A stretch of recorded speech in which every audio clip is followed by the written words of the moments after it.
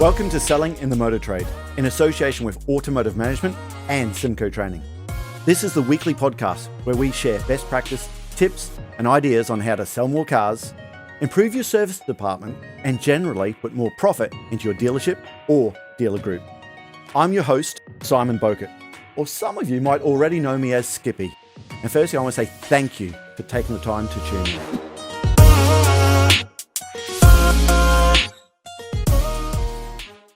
And welcome to another episode of Selling in the Motor Trade. I'm so excited about the guest today. And you probably know I say that all the time, but no, I am seriously excited.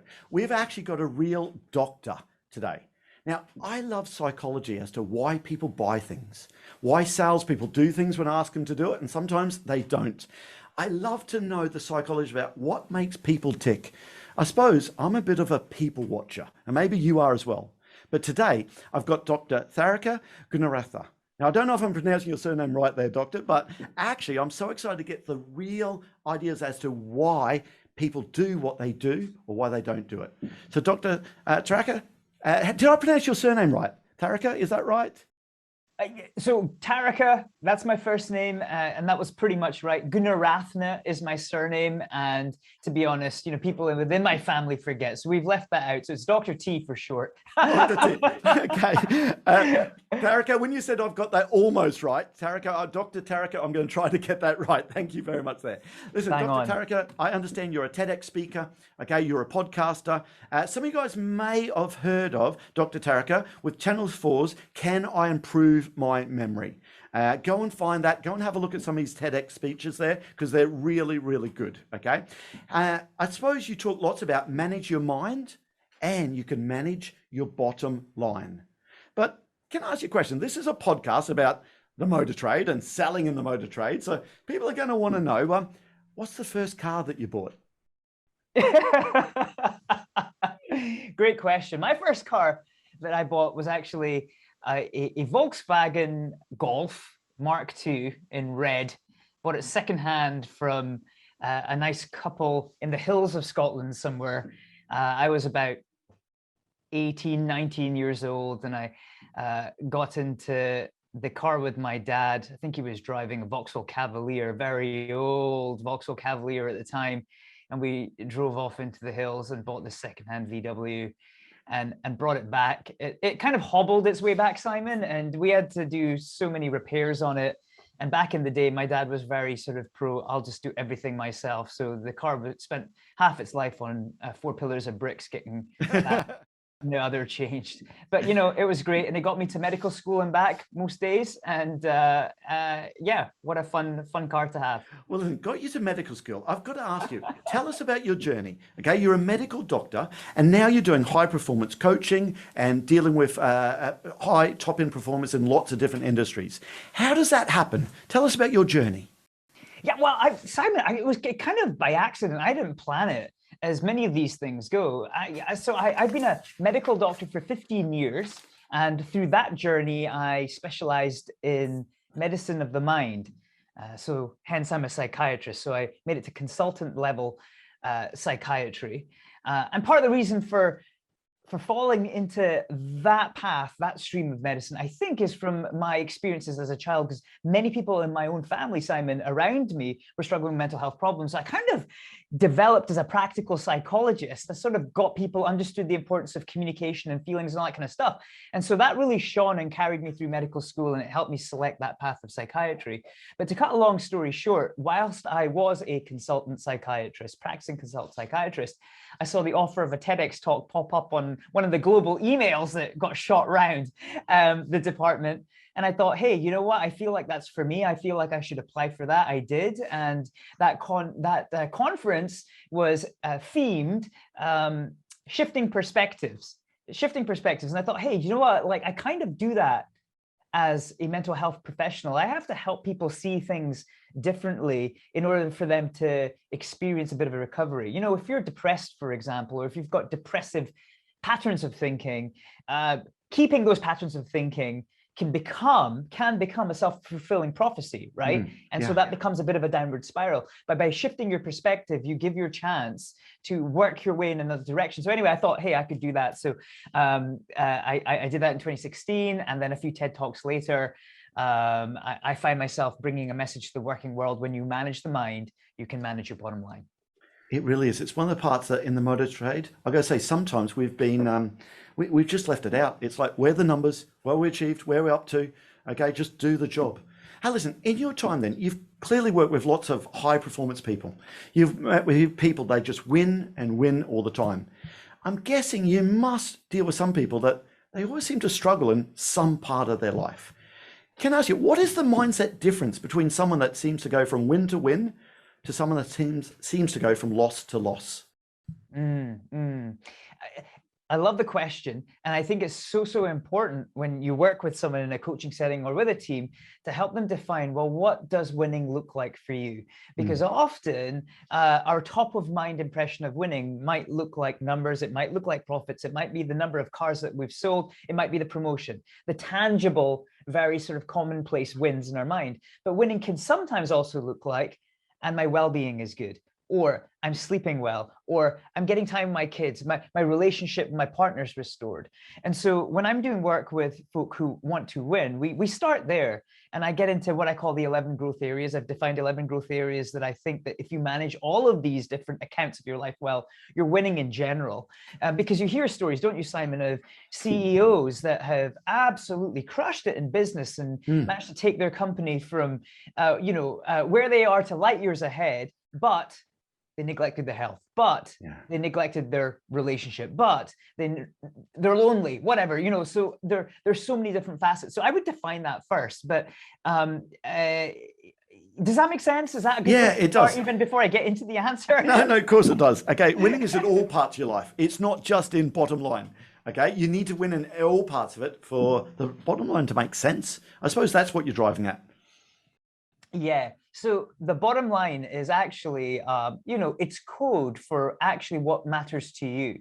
So bottom line, of course, can be your financial bottom line, but we have multiple bottom lines in life that matter to us. So it can be well-being, it can be your health, it can be your relationships, it can be your free time, your time freedom, your relationship freedom, your travel freedom, all that kind of stuff, all these different freedoms to experience in life. And so when you manage the mind, you position yourself to manage your bottom line, is the short way of putting it, or expand the bottom lines in life that matter to you. And so that's, and I've learned that as a mental health professional, there's so much that's connected to your mind, not only your performance, but things like your neurotransmitter activity in your brain, your susceptibility to viral illnesses, even, how likable you are, which can predict how embedded in relationships or lonely you are in life. So there's a whole bunch of stuff. But circling back to your question then of what's the difference between, someone that's win and someone that's struggling. There can be healthy reasons and there can be unhealthy reasons. So that's a caveat I'll just put aside real quick. And that is that, believe it or not, you're going to have clusters of personality traits that when coupled together in a human being can almost pathologically drive them towards success. Okay.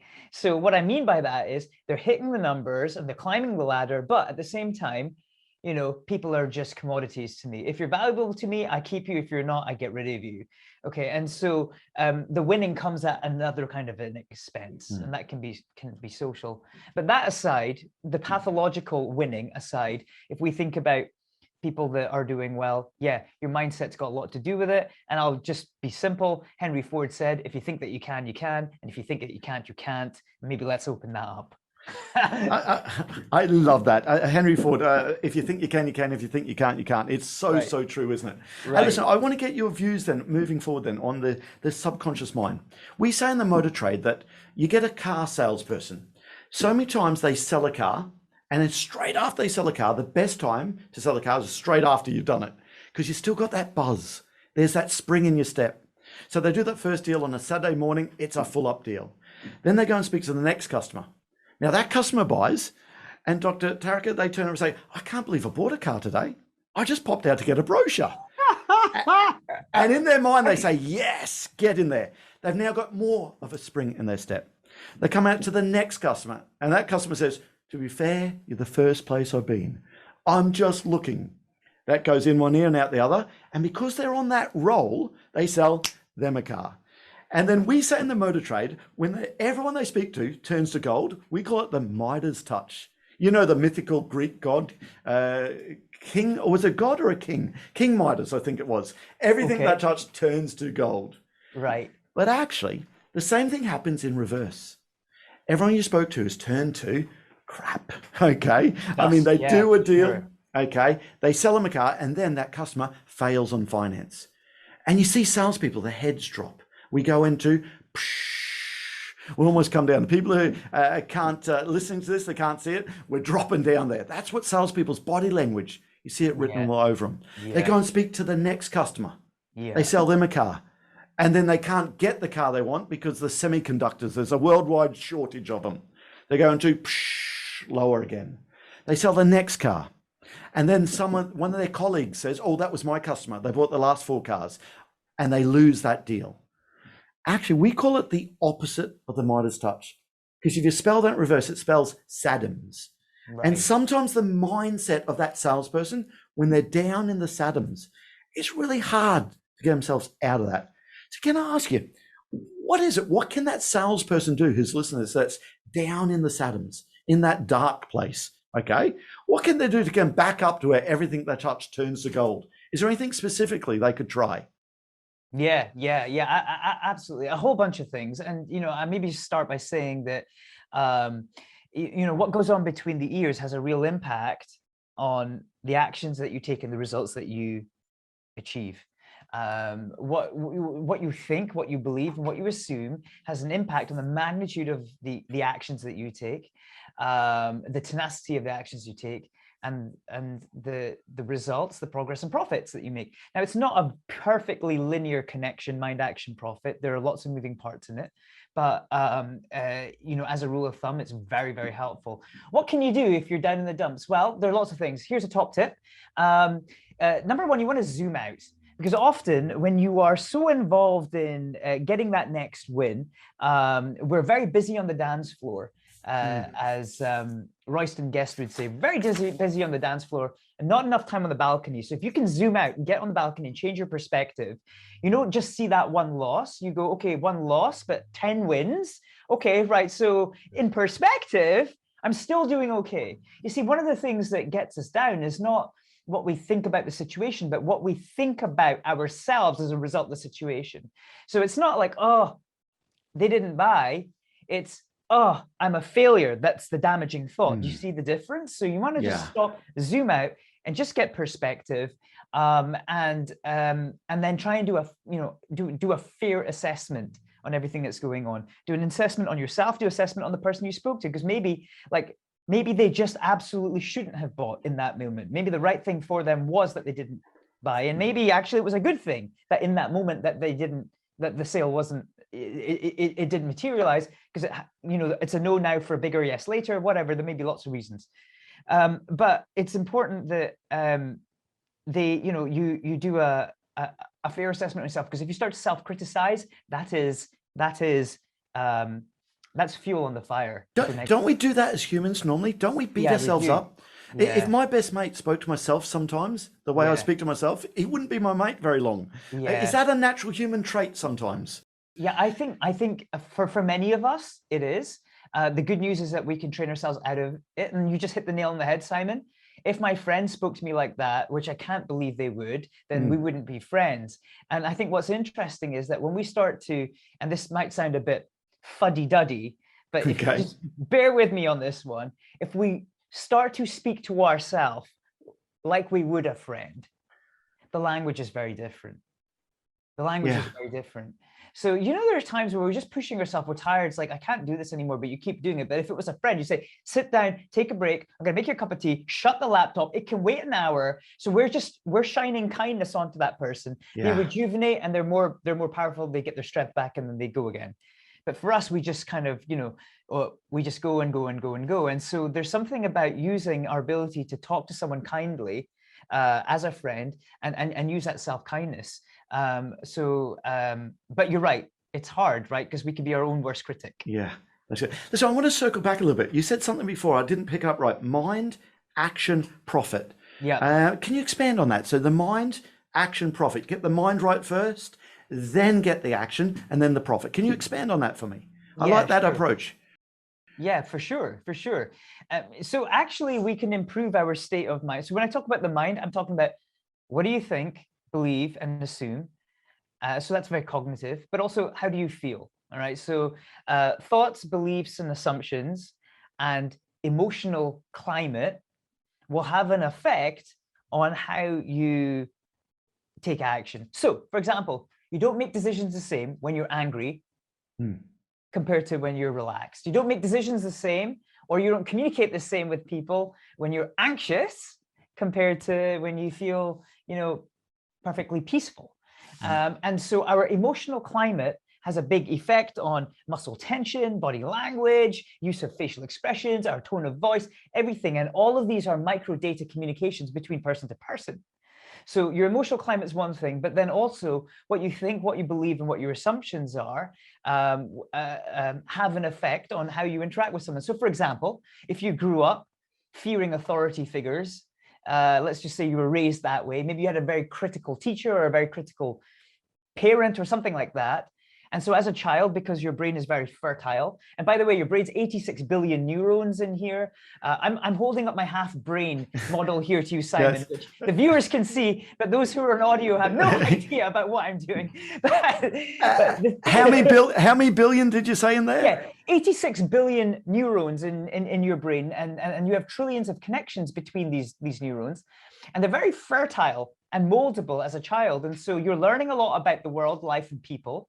But let's just say you have this schema that authority figures are scary. And now you're 36 years old. You are a sales rep or a sales exec on the shop floor, and someone walks in and just echoes the past for you. What does that do? It activates all those internal laws in the operating system and puts you into that very negative place. And so now the way I feel, the way I think, the way I assume about this person is very subjective and based on my experiences growing up, right? And so circling back to mind, action, profit, what you think, what you believe, and what you assume, coupled with how you feel, has a massive effect on how you interact with people and take actions. Yeah, I suppose from a practical point of view, we just see salespeople all the time. If they go and speak to a teacher and that teacher was hard work and they didn't make a decision forever, okay, they immediately think the next teacher, they're going to be the same. Yes. Okay, that's not always the case at all. Right.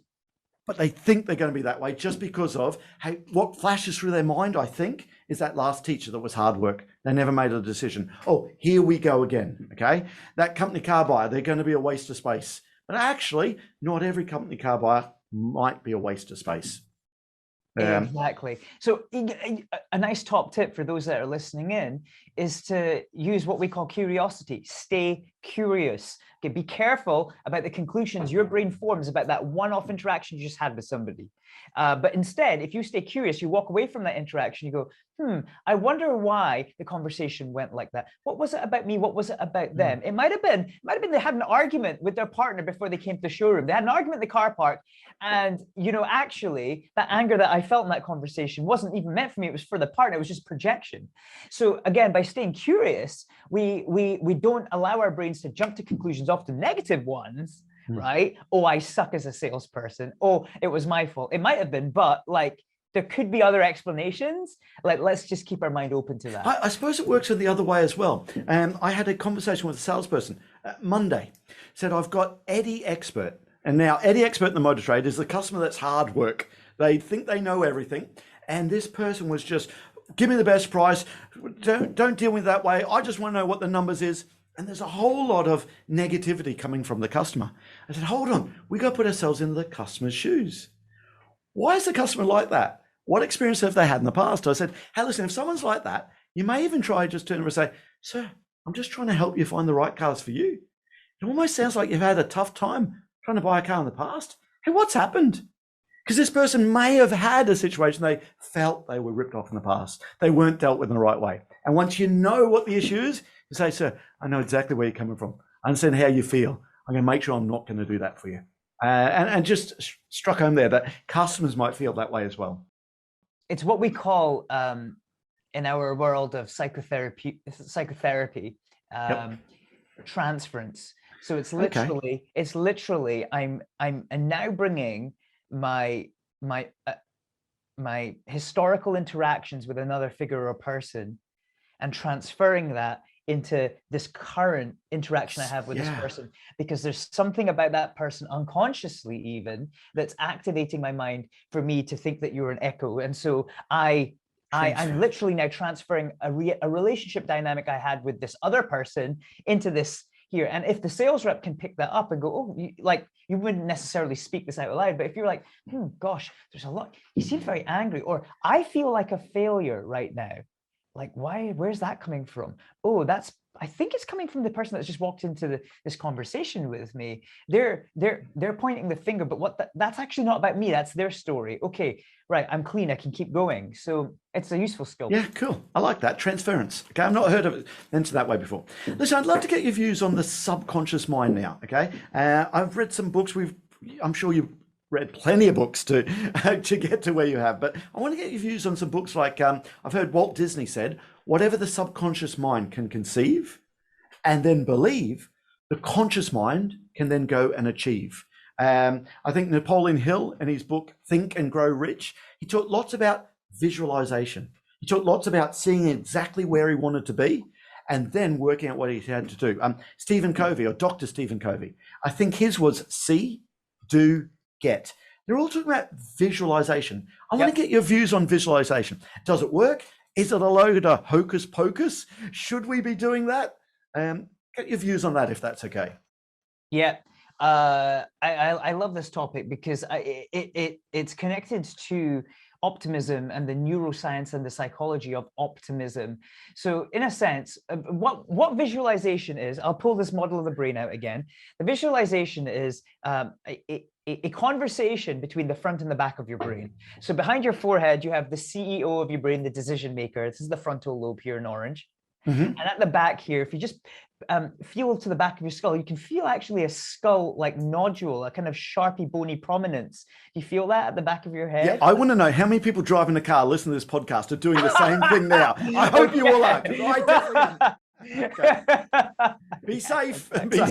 Be safe for those of you driving a car or operating a chainsaw right now, or a power whisk. But yeah, there's a really sharp bit of skull at the back here. It's actually the thickest part of your skull. It protects your occipital lobe, which is where your visual cortex is. So this is the bit for seeing. Now, when I want to picture something in the screen of my mind, and this is an interesting side fact, but about 1% of the population do not have the capacity to picture things in their mind. They can't see. Really? Yes. And so visualization doesn't come naturally to them. But anyway, in the great majority, visualization is the CEO is saying, I want to see, I want to see the Lamborghini on the driveway. Let's just say, right? Okay, a young girl, a young boy's dream. Okay. And so what's happening there is that frontal lobe is talking to occipital lobe, because occipital lobe is starting to paint an image on the screen of your mind, which is where we get the word imagination from. Ah, okay. Right? Yeah. So we're using our imagination. Okay. Painting an image on the screen of mind. What are we doing now? We are now picturing a version of the future. This is what we call optimism. Optimism is gratefulness for the future. Okay. So it's not about, so technically gratefulness is my emotional response to the present. I'm grateful for the air I breathe, the food on my table, the shoes on my feet. I'm grateful for now.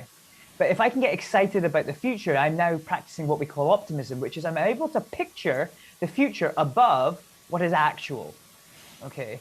And so when we visualize, we're creating these images in the screen of our mind of what could the future look like? Not the actual, but the better than actual. This is optimism. Pessimism's the opposite, right? It's about picturing picturing a future that's worse than the actual. Okay. Yeah. Now, what we know is that what we visualize, especially when we practice it, is not only connected to success, but it drives success. Okay. So it's not even like an association. It's actually the more we visualize, the more we make our future a reality that we can see and believe, we're more likely to take action towards that. So it's mind, action, profit again. I think about it, I see it, I believe it, I'm taking action. And just bouncing back to that question you asked earlier on today, Simon, you can work on mind and action both. You don't have, it's not one comes before the other, but in terms of what we're talking about right now, yes, of course. Like the more I condition my mind, the better my actions will follow. So the more crystal clear I can make that vision, the more I can see it there, the more likely are you going to get your mind to put the action in to make it achievable. So it really is not hocus pocus. There is some real science behind that. Yeah, absolutely.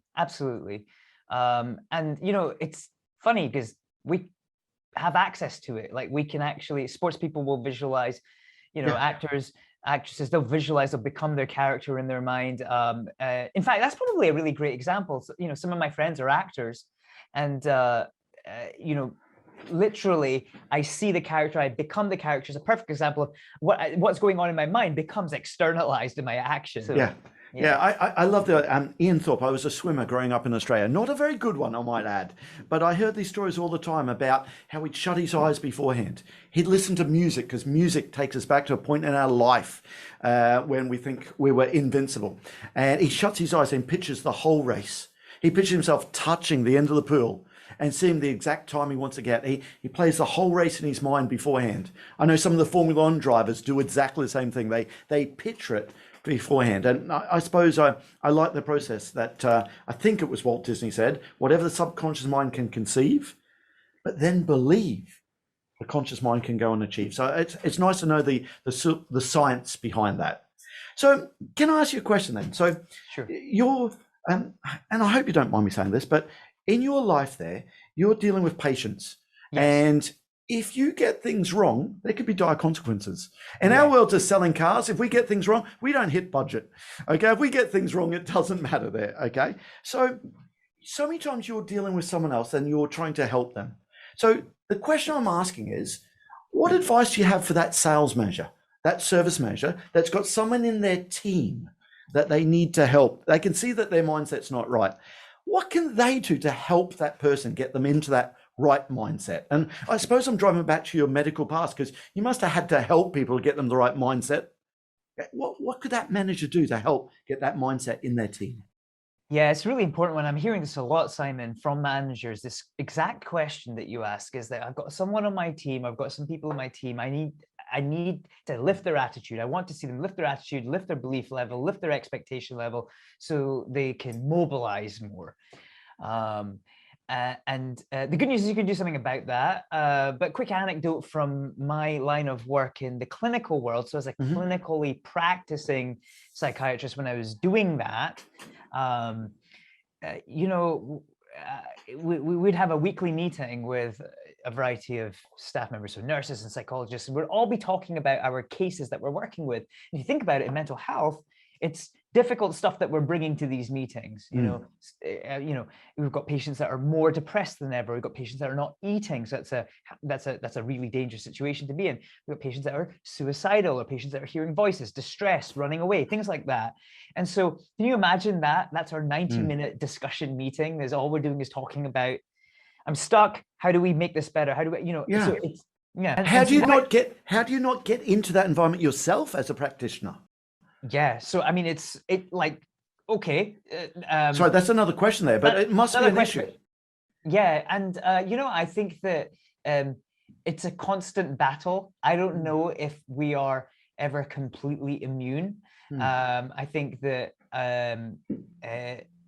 you know, sometimes there are times where actually you're able to create that psychic distance, as it were, that mental space whereby I can help, I can serve, I can diagnose, I can treat, and at the same time, their emotional predicament isn't going to overwhelm me and then derail me and then ultimately stop me from serving them well. So there's a lot going on there. But what I was going to say with regards to the team was that I felt it was really important for us at the beginning of every meeting to focus on what went well. So we would talk about in the last week, what's gone well for you with any of your patients, with anything that's happened outside of work, because I think it's so important that we train the CEO of our brain behind our forehead to be able to hunt for good data. So, going back to your question about the manager, who wants to help shift behavior and thinking in the team, one tool is having a what went well huddle, and just keeping that in the life of the team.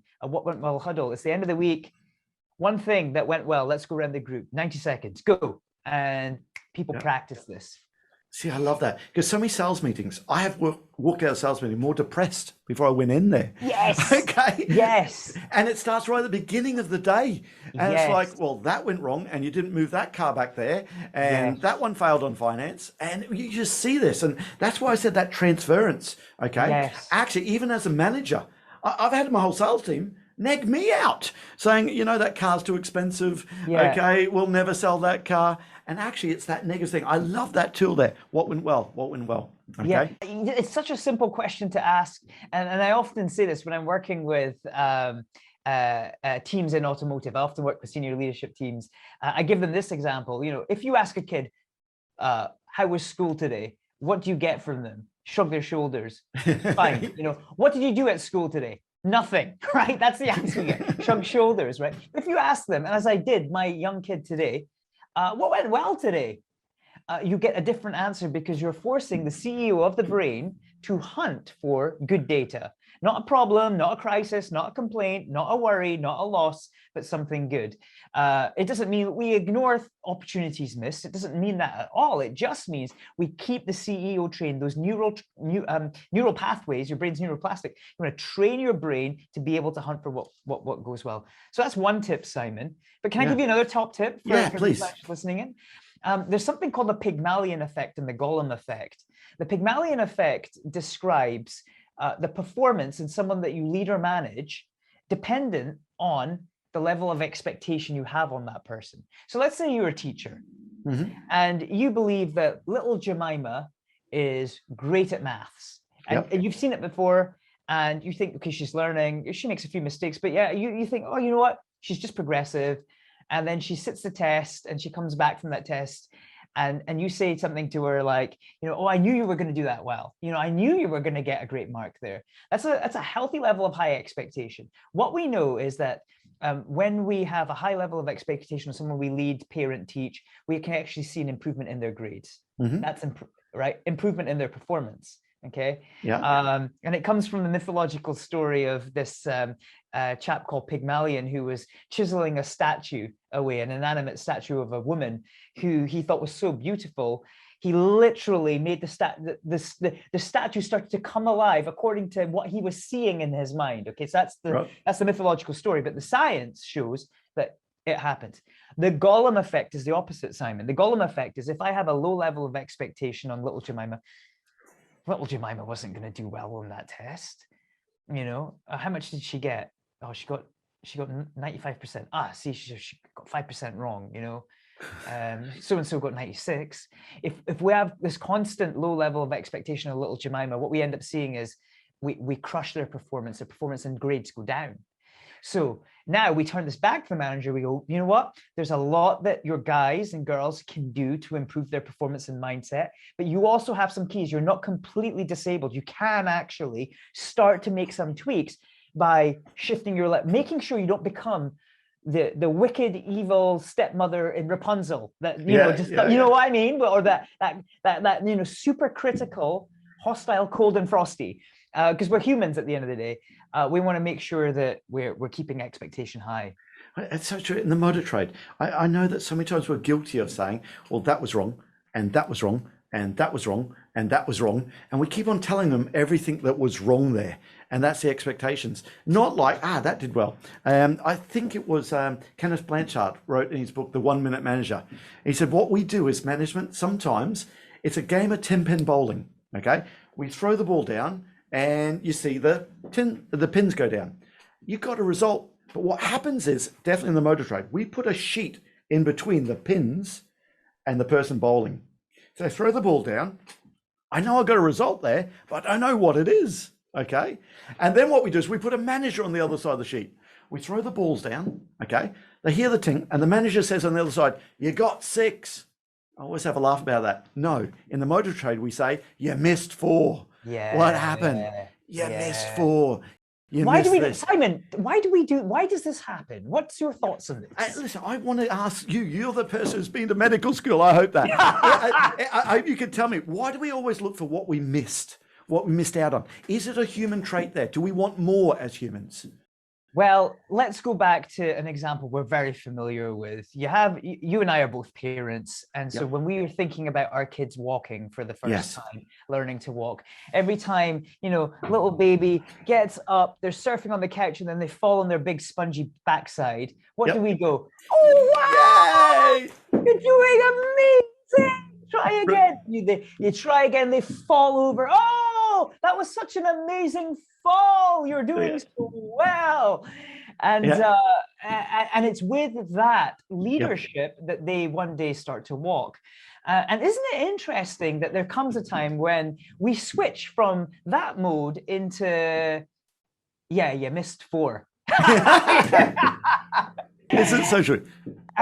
But here's, go on. I was going to say, but in the motor trade, I don't know if it's just our industry. I've only worked in the motor trade.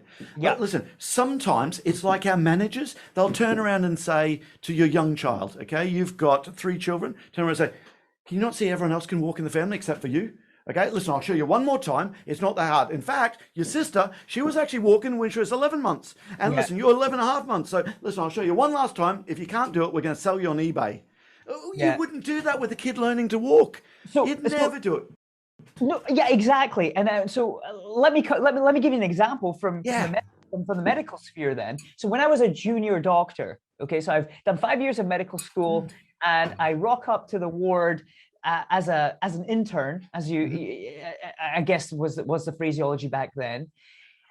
And when the big boss consultant that everyone follows around goes from, patient bedside to patient bedside to patient bedside, old school guy asks me, have you got the X-ray ordered? Have you done the blood? Why haven't you done this? Why haven't you done that? The number of mistakes that I made because I was afraid in my interaction with this person spoke for itself. Right. And what we know is when we study this, and actually medical culture's changed, when we studied this, the level of criticism, hostility, and fear is related to a poorer delivery of service, more patient errors, misidentifications, prescription errors, things like that, dropping the ball left, right, and center. I find it hard to believe that doesn't translate across industries. You know what I mean? It's exactly that. So many times I see managers, I was guilty of it. Turn around and say, "You haven't done this, you haven't done that, you do it this way, you do that." The poor people, brand new, they don't want to act for fear. Every time I do it, I get it wrong anyway. So why do we do that? It definitely transfers across. That just leaves me to say that all details of this episode and other episodes on the selling in the motor trade can be found on our website, symcotraining.co.uk. Go there to get a copy of our book, Words That Sell Cars. Go there to sign up to a free trial of our Sales Fitness online sales training program. Easiest way to get hold of me is Simon Bowkett through LinkedIn. Thank you.